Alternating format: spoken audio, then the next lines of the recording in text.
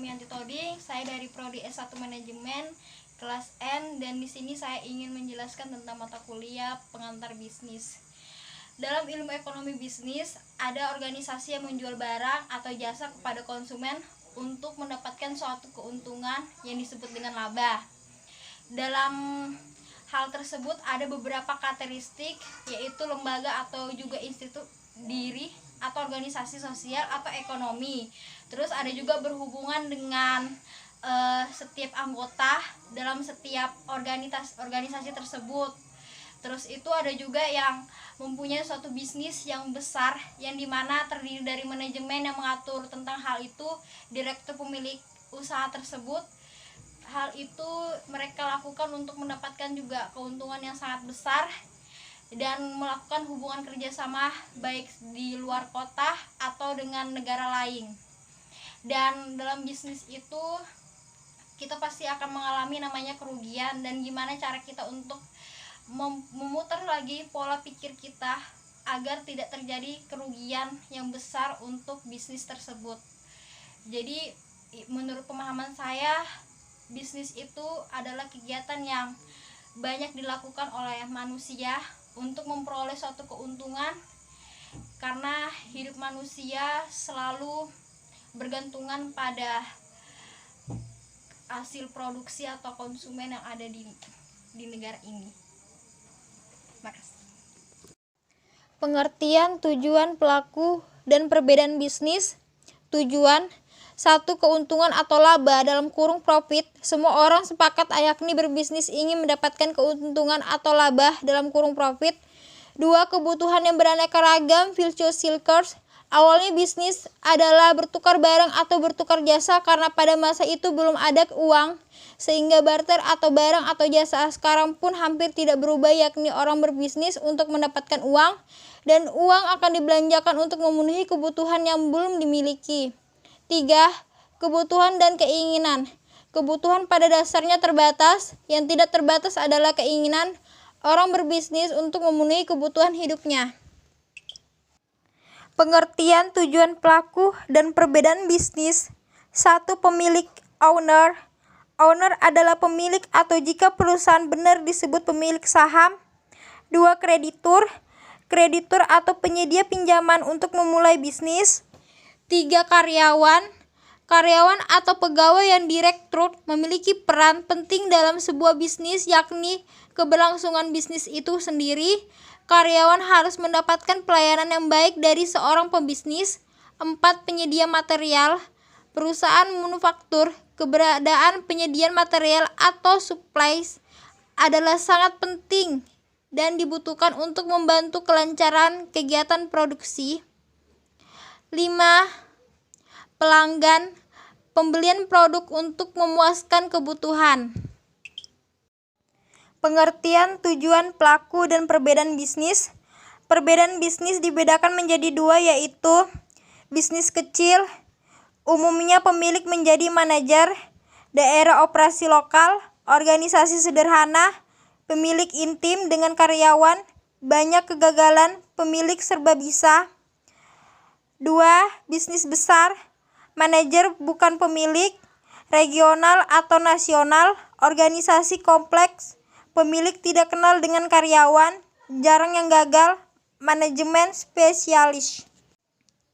Tanggung jawab sosial. Sebuah lembaga bisnis atau perusahaan harus ditancap secepat mungkin, dan etika bisnis memberi rambu-rambu kapan harus berhenti, atau dengan kata lain mana yang boleh dan mana yang tidak boleh. Sebuah lembaga bisnis harus mampu menyelaraskan semua sumber daya yang mereka miliki untuk mencapai tujuan. Ada beberapa tanggung jawab sosial, yaitu tanggung jawab sosial kepada pelanggan, memastikan tanggung jawab bisnis, memastikan tanggung jawab pemerintah.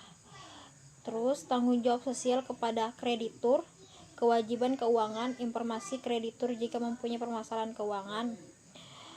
Tanggung jawab sosial kepada pekerja, memastikan tempat kerja adalah nyaman baik tempat ataupun peralatannya, memastikan tidak ada diskriminasi, kesamaan kesempatan tidak ada sara, keluhan prosedur kode etik UU Ketenagakerjaan. Tanggung jawab sosial kepada pemegang saham, perusahaan tanggung jawab memuaskan pemilik, pemegang saham, manajer perusahaan, monitor keputusan perusahaan untuk meyakinkan bahwa mereka membuatnya untuk kepentingan pemilik, tanggung jawab sosial kepada masyarakat, bertanggung jawab pada limbah yang dihasilkan perusahaan, menjadi sponsor dalam kegiatan masyarakat lokal, membangun fasilitas umum yang dibutuhkan masyarakat, memberi pemeriksaan gratis. Badan usaha dan berbadan hukum dan yang bukan badan hukum. Badan usaha yang bukan badan hukum, subjek hukumnya adalah orang-orang yang menjadi pengurusnya. Harta perusahaan bersatu dengan harta pribadi para pengurus atau anggotanya. Bentuk-bentuk perusahaan dalam kepemilikan perusahaan. Perusahaan yang beberapa dalam perekonomian terutama dalam dibedakan 3 jenis, yaitu perusahaan perseorangan. Perusahaan perseorangan adalah perusahaan yang dimiliki satu individu. Keuntungan perusahaan perseorangan mudah didirikan, modal mulai usaha kecil, pengelolaan fleksibel dan bebas, kerahasiaan usaha terjamin. Bentuk-bentuk perusahaan. 1. Kelemahan perusahaan perkongsian. Perusahaan perkongsian masih terdapat masalah tanggung jawab yang tidak terbatas, tetapi ini berlaku hanya general partner yang harus membayar semua utang perusahaan bagi dari perusahaan maupun kekayaan pribadi. Kedua, kebutuhan untuk membuat perjanjian kerjasama. Hal-hal penting dalam membuat perjanjian yakni modal yang ditanam setiap anggota, gaji, dan pembayaran lain kepada anggota perkongsian yang akan menjalankan.